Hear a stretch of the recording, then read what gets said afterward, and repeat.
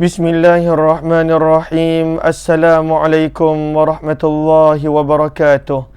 Bismillah, alhamdulillah, wassalatu wassalamu ala habibillah Sayyidina Muhammad ibn Abdillah wa ala alihi wa sahbihi wa mawalah.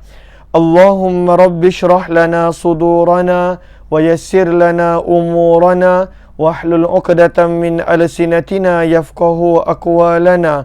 Allahumma faqqihna fid din wa 'allimna at-ta'wil. Allahumma alhimna marashid umurina wa a'idhna min syururi anfusina birahmatika ya rabbal alamin. Walhamdulillahi rabbil alamin. Ahlan kepada sahabat-sahabat semua. Salam pertemuan hamba ilahi, siri yang ke-35 bersama dengan saya Umar Aziz. Moga-moga pertemuan ini adalah pertemuan yang menjadikan Allah redha dengan kita. Pertemuan yang mana kita dapat mengenali, mempelajari, menghayati dan membawakan dalam kehidupan kita doa-doa dan zikir-zikir harian baginda Rasul sallallahu alaihi wasallam. Lalu saya ucapkan ahlan kepada sahabat-sahabat yang saya nampak di ruang komen. Ada Hardi, Suhaimi, Zimadon, Anita Maizan, Zabaria Muhammad Yusof, Galid Spring, Nurazia Mukhtar, Zuraida Siddiq, Farida Hamdan, Yuwana Mukhtar, Nurjahan Karamdan, Zuriat M. Hashim, Aminah Hitam, Salabiyah Sa'ad, Nurazia Mukhtar, Nurizita Rifin, Ayu Muhammad, Zakia Muhammad Nin, Nur Azza Abdul Aziz, dan juga Kak Karimah, Syamsiah, Yatitik, Zainun Hadi, Ruslina Cik Min, Nur Asmah, Syamsiah Salih dan juga sahabat-sahabat yang lain. Ahlan kepada semua. Waalaikumsalam warahmatullahi wabarakatuh kepada semua yang memberi salam. Kita pada petang ini seperti biasa dalam pertemuan hamba ilahi, program hamba ilahi, kita akan membaca serba sedikit daripada kitab Imam An-Nawawi yang dikenali sebagai Al-Azkar, yang telah diterjemahkan dengan nama Keagungan Zikir dan Doa Harian Rasulullah sallallahu alaihi wasallam. Dan kita telah tiba pada bab yang ke-7. Kalau kita perasan cara Imam Nawawi, bagaimana beliau dalam mukaddimah telah menerangkan beberapa aspek daripada perbincangan fiqh berkenaan dengan bolehkah berzikir, berdoa dalam keadaan hadas. Kemudian kita telah mempelajari juga tentang bolehkah mengamalkan hadis-hadis yang bersifat lemah ataupun dhaif. Dan juga kemudian kita telah mempelajari tentang zikir-zikir yang tidak terikat dengan waktu. Kemudian daripada zikir-zikir yang terikat dengan waktu dan keadaan, Imam Nawawi telah mulakan dengan doa bangun daripada tidur, disusuli dengan doa memakai pakaian, kemudian doa memakai pakaian baru, dan kemudian doa melihat orang lain memakai pakaian baru. Dan semalam kita telah selesai adab-adab membuka pakaian dan juga kasut. Pada hari ini kita telah tiba pada muka surat yang ke-84. Muka surat 84 pada bab yang ke-7. Lalu sebelum kita bermula, mohon jasa baik sahabat-sahabat untuk bantu share, bantu untuk kongsi, bantu untuk sebar luas dan juga tag rakan-rakan yang lain. Moga-moga lebih ramai yang beroleh kebaikan, yang beroleh manfaat, yang beroleh pengetahuan yang bermanfaat, insya-Allah. Lalu mohon sahabat-sahabat untuk bantu share terlebih dahulu. Kita hari ini nak tiba daripada bab yang ke-7. Kita akan tiba daripada bab yang ke-7. Lalu ahlan kepada sahabat-sahabat yang baru bersama, ahlan kepada sahabat-sahabat yang baru join. Mohon dia sebaik untuk bantu share, bantu untuk kongsi dan juga bantu untuk sebar luas. Kata Imam Nawawi rahimahullah ta'ala pada bab yang ke-7, babu ma yaqulu idza khala'a thawbahu li ghuslin aw naumin aw nahwihima. Kata Imam Nawawi, zikir ketika mana menanggalkan pakaian, sama ada menanggalkan pakaian untuk mandi ataupun menanggalkan pakaian untuk rehat, untuk tidur dan juga seumpamanya.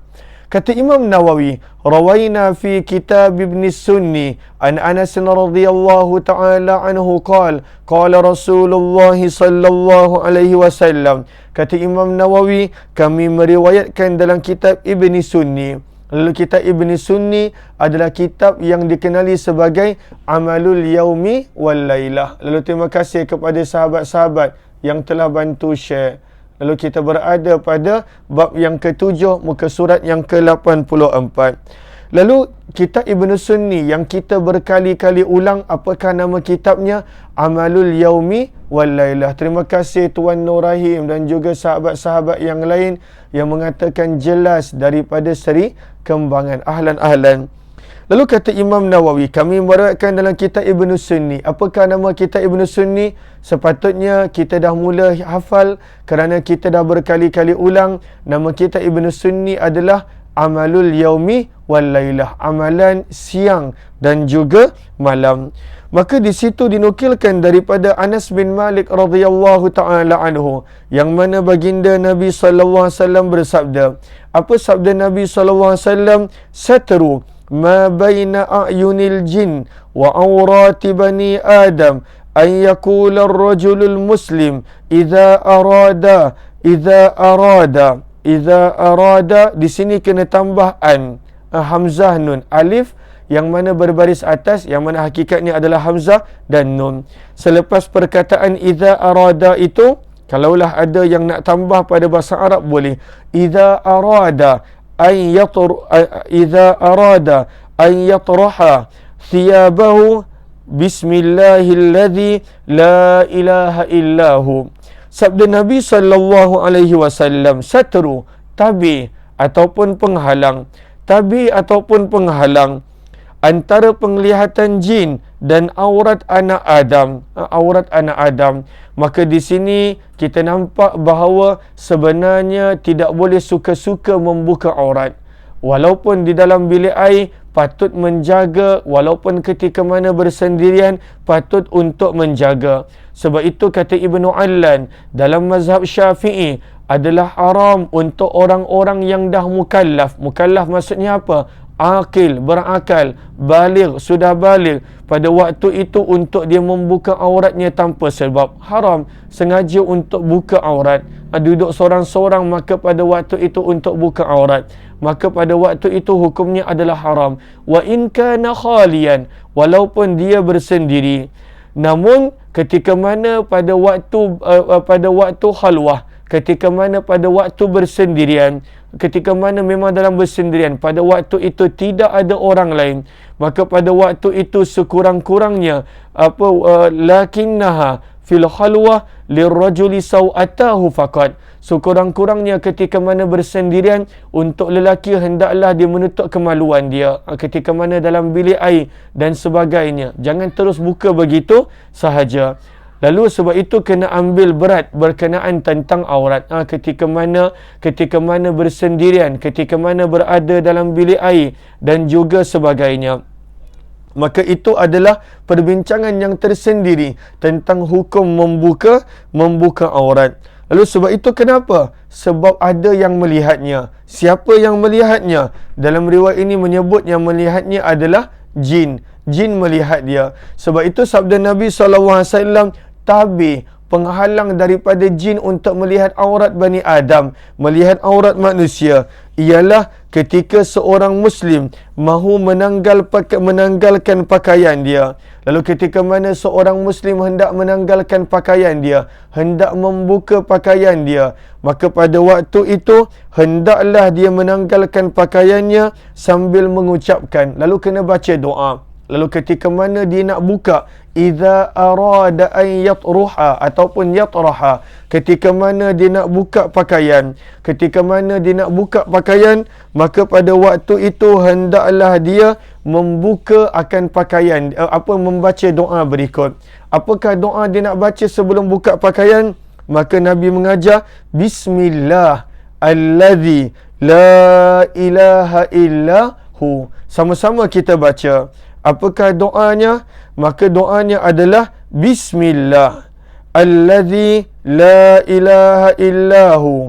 Lalu di sini Nabi SAW sedang mengajar untuk kita membaca doa ketika mana sebelum buka pakaian. Lalu kadang-kala kita buka pakaian, kadang-kala sehari berapa kali kita buka pakaian. Ketika mana bersendirian, ketika mana di dalam bilik air, kita buka sahaja. Padahal ada yang melihatnya daripada makhluk-makhluk Allah yang lain. Maka Nabi SAW mengajar, maka ketika mana nak buka pakaian, maka tabir daripada supaya jin tidak melihat. Maka pada waktu itu bacalah doa berikut. Lagi sekali kita baca, doanya mudah. Bismillahilladzi la ilaha illahu. Apakah terjemahnya? Terjemahnya adalah dengan nama Allah, bismillah, dengan nama Allah, allazi, zat yang, la ilaha illahu, tiada Tuhan kecuali dia. Maka pada waktu itu ianya akan menjadi tabir, ianya akan menjadi penutup, ianya akan menjadikan jin tidak melihat akan manusia. Maka sebab itulah Nabi SAW mengajarkan kepada kita amalan ini. Hadis riwayat Anas bin Malik yang ada di dalam kitab Ibn Sunni, iaitu kitab Amalul Yaumi wal Lailah. Maka boleh kita amalkan? Boleh, insya-Allah. Sebelum ni mungkin kita tidak amalkan sebab kita tidak tahu, ataupun pada waktu itu kita tidak lupa. Namun sekarang ini kita telah tahu, sepatutnya pada waktu itu untuk kita membacanya. Sebab itu kata Ibnu Allan di sini, fayusannu, maka disunatkan untuk membaca doa berikut ketika mana setiap kali manusia membuka auratnya, fil khalwah, ketika mana bersendirian. Maka pada waktu itu supaya menjadi penghalang daripada jin untuk melihat akan auratnya. Maka ini adalah bab yang ketujuh. Lalu apakah dia? Sama-sama kita baca untuk kali ketiga. Bismillahilladzi la ilaha illahu. Terima kasih kepada sahabat-sahabat yang ikut bersama. Okey, maka ini adalah doa dia. Ahlan-ahlan kepada sahabat-sahabat yang baru join. Saya nampak ramai yang baru join. Ahlan-ahlan kepada semua. Okey. Seterusnya bab yang ke-8. Lalu bab yang ke-8 Imam Nawawi beliau susun ikut pada keadaan manusia, keadaan ketika mana bangun daripada tidur. Maka ketika mana bangun daripada tidur kita dah selesai. Bangun daripada tidur mungkin pada waktu itu nak tukar pakaian, dah belajar. Mungkin nak pakai baju baru pagi itu, dah belajar doa dia. Ataupun sekurang-kurangnya tak ada baju baru, nampak orang lain pakai baju baru, maka pada waktu itu boleh untuk kita mendoakan sahabat kita, kawan kita dan sebagainya. Kemudian ketika mana pada waktu itu dah selesai baca doa, maka kita mungkin nak buka juga pakaian ketika mana masuk dalam bilik air. Maka pada waktu itu Imam Nawawi ajar doa membuka pakaian. Seterusnya bab yang ke-8, kata Imam Nawawi rahimahullahu ta'ala, babu ma yaqulu hala khurujihi min baiti, zikir ketika mana keluar daripada rumah. Ketika mana keluar daripada rumah, maka ada doa dia. Banyak doa yang kita akan pelajari ketika mana keluar daripada rumah. Maka kata Ibnu Allan, seperti mana pada waktu itu rumah adalah apa jua tempat tinggal yang seseorang itu duduk. Contohnya kalaulah dia musafir, maka hotel. Contohnya apa jua tempat yang dia tinggal walaupun untuk sementara. Lalu tak semestinya rumah, maka apa jua, sama ada hotel ataupun tempat penginapan. Kalaulah dia musafir, maka pada waktu itu hendaklah dia baca. Dan kemudian nak baca bila? Adakah nak baca sebelum keluar ataupun ketika keluar ataupun selepas keluar? Maka ada ketiga-tiga pandangan tersebut. Ada ketiga-tiga pandangan tersebut kata Ibnu Allan. Lalu ada yang mengatakan baca sebelum keluar, ada yang baca ketika mana dah keluar, ada yang ketika mana mengajar untuk membaca ketika mana selepas keluar. Namun daripada sini kita nampak kata Ibnu Allan, fasunnah an yakula ma sahha anna Rasulullah sallallahu alaihi wasallam kana yaqulu idza kharaja. Maka daripada riwayat-riwayat yang lain kita nampak Nabi akan baca doa ini ketika mana nak keluar. Ketika mana nak keluar, idza kharaja ai idza aradal khuruj. Lalu ketika mana nak keluar, kita baca doa ini. Lalu kalaulah kita terlupa, tak mengapa, lepas dah keluar pun boleh baca. Kerana ada pandangan juga yang mengatakan pada waktu itu untuk baca selepas daripada dah keluar. Maka apakah doa dia? Ada beberapa doa di sini. Jom kita lihat. Doa yang pertama, maka di sini kata Imam Nawawi rahimahullahu taala, wa rawaina an Ummi Salamah radhiyallahu taala anha wasmuha Hind anna an-nabiy sallallahu alaihi wasallam kana idza kharaja min baitih qal. Maka di sini kata Imam Nawawi, kami meriwayatkan daripada Ummu Salamah radhiyallahu taala anha. Siapakah nama Ummu Salamah? Ummu Salamah ini adalah isteri Nabi. Lalu siapa nama dia? Kita selalu sebut Ummu Salamah, Ummu Salamah. Siapakah nama beliau? Maka kata Imam Nawawi rahimahullahu taala, nama beliau adalah Hind, ha nun dal ataupun Hind, Hind. Nama beliau adalah Hind radhiyallahu taala anha. Beliau adalah ummul mukminin radhiyallahu taala anha. Antara kelebihan beliau adalah antara yang pernah berhijrah ke Habsyah.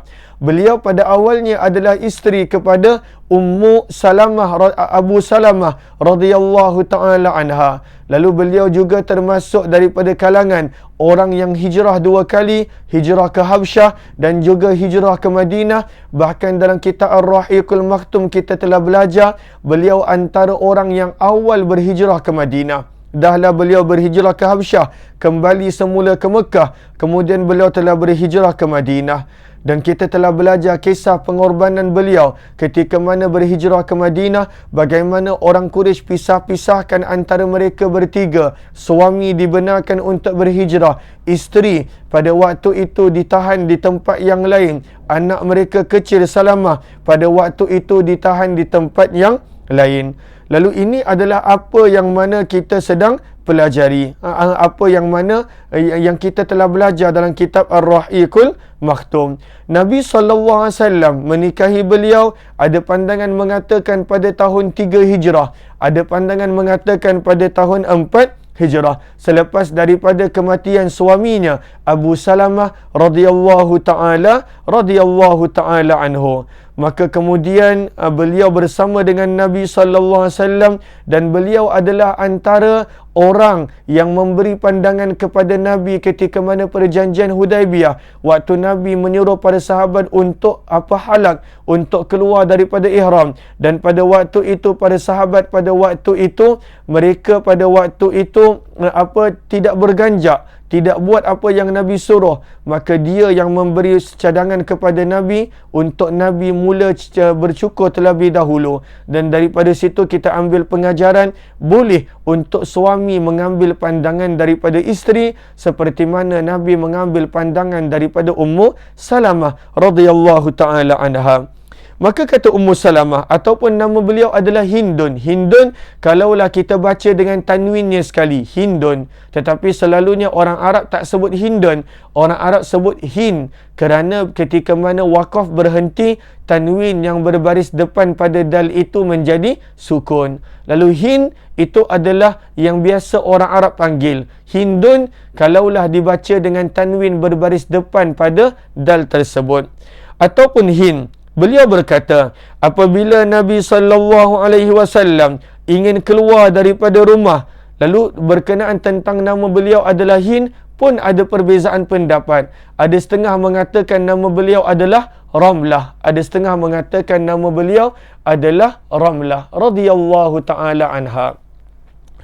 Lalu beliau berkata, apabila Nabi sallallahu alaihi wasallam keluar daripada rumah, ingin keluar. Lalu daripada sini kita nampak Nabi SAW baca sebelum daripada keluar rumah doa ini.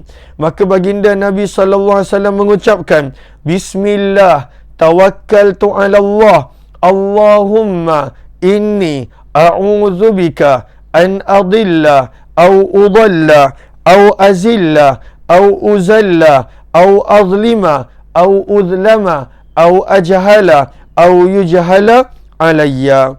Maka jom kita baca lagi sekali. Bismillah tawakkaltu 'ala Allah. Allahumma inni a'udzubika an adilla au udalla au azilla au uzalla au azlima au udlama au ajhala au yujhala alayya. Adakah sahabat-sahabat dah hafal? Lagi sekali kita baca. Doa ini panjang. Doa ini panjang. Lalu lagi sekali kita baca sama-sama supaya mudah ingat. Lagi sekali. Bismillahi tawakkaltu 'ala Allah. Adakah sahabat-sahabat ikut saya? Sama-sama kita baca. Walaupun saya tidak boleh mendengar, namun moga-moga biasa pada lidah kita. Lalu ketika mana nak keluar rumah, sehari berkali-kali kita keluar rumah. Bismillah tawakkaltu 'ala Allah. Allahumma inni a'udzubika an adilla au udalla au azilla au uzalla au azlima au uzlama au ajhala au yujhala alayya. Sallallahu alaihi wasallam. Apakah doa dia? Apakah terjemahan dia? Terjemahan dia sangat mendalam. Apakah maksud dia? Bismillah dengan nama Allah. Lalu dengan nama Allah. Kita mulakan dengan nama Allah. Bila kita dah selesai, kita puji Allah. Maka ini sifat seorang hamba. Sebelum buat, ingat Allah. Mulakan dengan nama Allah. Lepas dah selesai, puji Allah Subhanahu wa ta'ala. Bismillah dengan nama Allah. Tawakkaltu. Allahumma salli ala Sayyidina Muhammad. Sebentar sahabat-sahabat.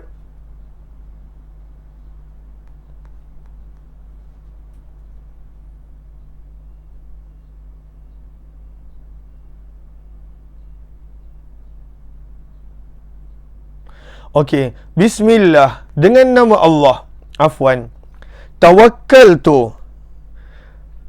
Aku bertawakal kepadanya. Dengan nama Allah, aku bertawakal kepada Allah. Berserah kepada Allah. Apakah maksud tawakal? Berserah. Apakah maksud berserah? Ketika mana kita dah merancang, ketika mana kita dah berikhtiar, bakinya kita serahkan kepada Allah. Bukanlah maksud tawakal kita langsung tak buat apa-apa dan kita kata pada lidah tawakal. Tidak. Maksudnya kita dah merancang, kita dah berikhtiar, bakinya kita serah kepada Allah Subhanahu wa ta'ala. Aku berserah kepada Allah. Allahumma, ya Allah, ini sesungguhnya aku a'udzubika, berlindung kepadamu, daripada an adillah, daripada aku menjadi sesat, an adillah, daripada aku tersesat, au udalla, ataupun aku au udalla, ataupun disesatkan. Lalu daripada aku ini terpesong, ataupun ada orang lain mempesongkan aku, menyesatkan aku. Au azillah, aku juga memohon perlindungan kepadamu ya Allah daripada azillah, aku tergelincir. Azillah maksudnya tergelincir. Tergelincir maksudnya apa?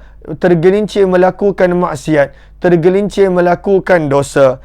Au uzalla, ataupun orang lain membuatkan aku melakukan dosa. Lalu sama ada kita buat dosa ataupun orang lain menjadi penyebab kita buat dosa. Kadang-kala ada juga begitu. Kita buat dosa kerana orang lain. Banyak. Kita berbohong kerana orang lain.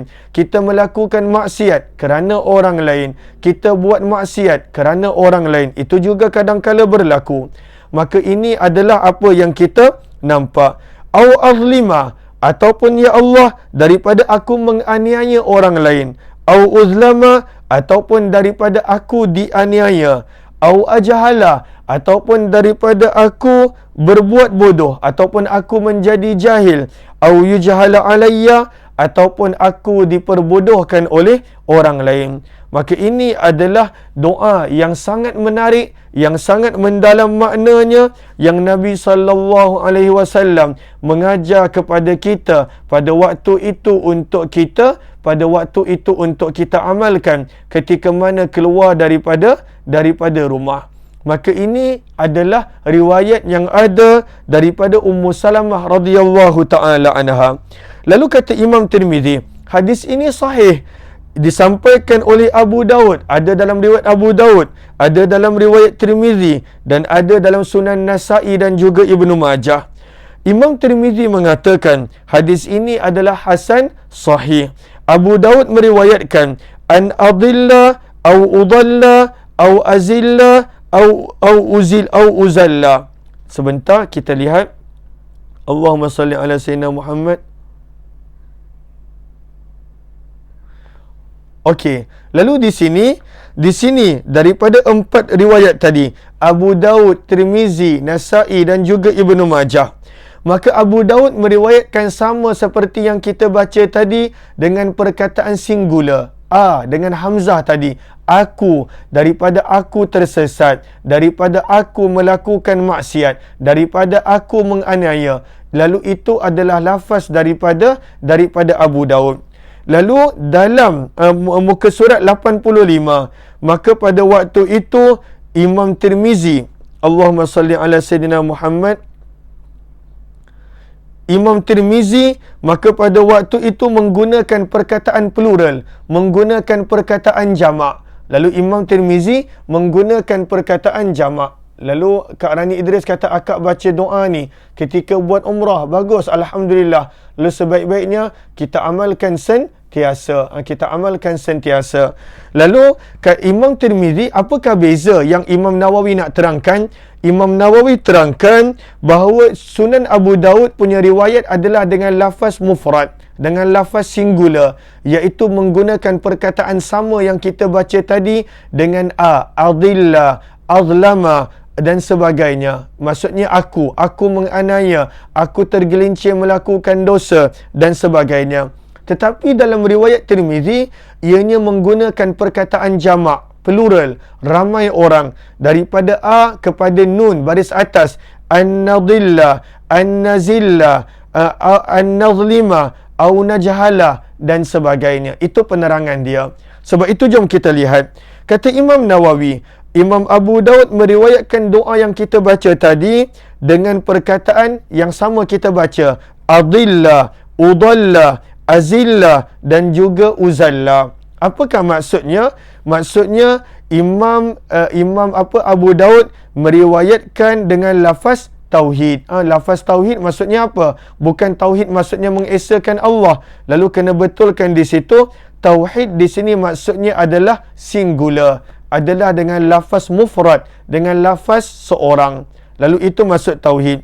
Begitu juga dalam riwayat lain, contohnya Sunan Ibnu Majah dan juga Sunan Nasa'i. Maksud riwayat lain adalah selain daripada Imam Tirmizi, seperti mana Sunan Nasa'i dan juga Sunan Ibnu Majah masing-masing meriwayatkan dengan lafaz tauhid. Apa maksud tauhid? Letakkan dalam kurungan dengan perkataan singular menggunakan hamzah. Dengan perkataan singular menggunakan hamzah. Walaupun ditulis alif, tapi alif tidak berbaris. Yang berbaris adalah hamzah. Lalu letakkan dalam kurungan. Dengan lafaz tauhid maksudnya apa? Dengan perkataan singular mufrad menggunakan hamzah. Itu adalah riwayat Abu Daud, Nasa'i dan Ibnu Majah. Kata Imam Nawawi, Imam Tirmizi doa yang sama tetapi menggunakan lafaz yang berbeza.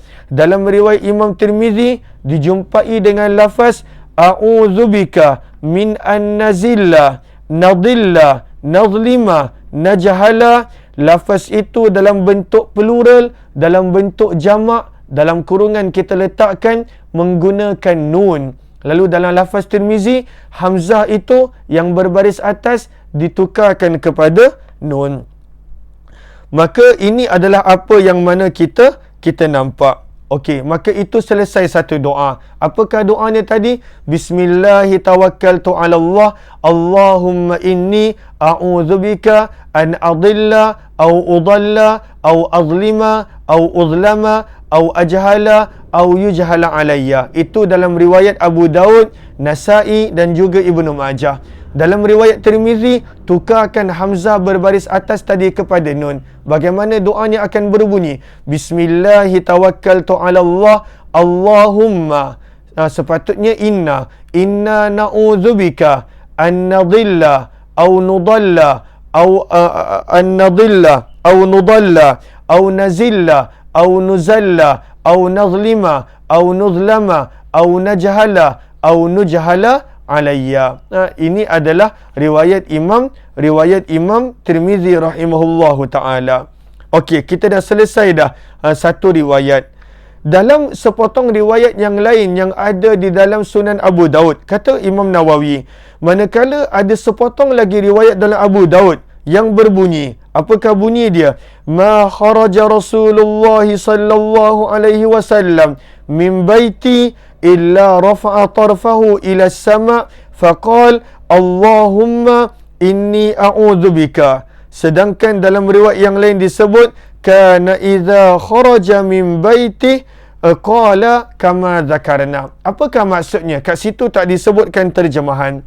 Maka apakah maksudnya? Dalam sepotong lagi riwayat Abu Daud yang lain, maka pada waktu itu kata Ummu Salamah, bila Nabi nak keluar daripada rumahku, Nabi akan baca doa ini sambil pandangan Nabi melihat ke langit. Nabi baca sambil pada waktu itu melihat ke langit.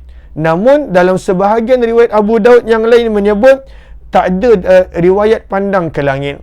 Maka sebab itu Imam Nawawi terangkan di sini, manakala dalam riwayat Abu Daud disebutkan, apakah terjemahan dia? Terjemahannya tak ada di sini. Sahabat-sahabat boleh tambah. Ma kharaja, tidaklah keluar. Ma kharaja, tidaklah keluar. Rasulullah, Nabi sallallahu alaihi wasallam, min baiti, daripada rumahku. Siapa rumah siapa? Rumah Ummu Salamah perawi hadis. Kata Ummu Salamah, tidaklah keluar Nabi sallallahu alaihi wasallam daripada rumahku illa, kecuali rafa'a, Nabi akan mengangkat tarfahu, pandangannya, penglihatannya, ila sama, ke langit. Faqal, maka barulah Nabi baca doa yang kita dah baca tadi. Maka ini ada dalam sebahagian riwayat yang lain.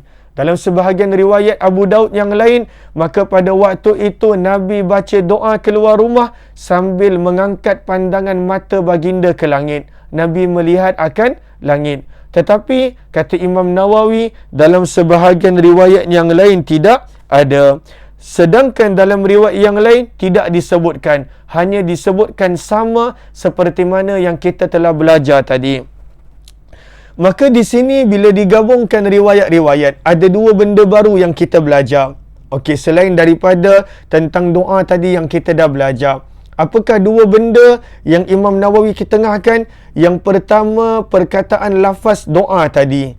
Sama ada dengan lafaz mufrad, singular menggunakan hamzah, ataupun dengan lafaz pada waktu itu, lafaz jamak menggunakan nun. Maka itu yang pertama.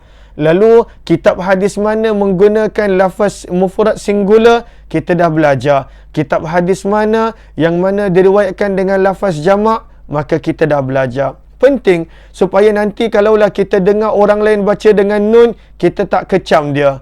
Kadang-kala kita bila dengar orang lain berbeza sedikit daripada kita, maka terus kita cop orang itu salah. Kita labelkan orang itu salah. Padahal hakikatnya kadang-kala pengetahuan kita yang tidak mencukupi.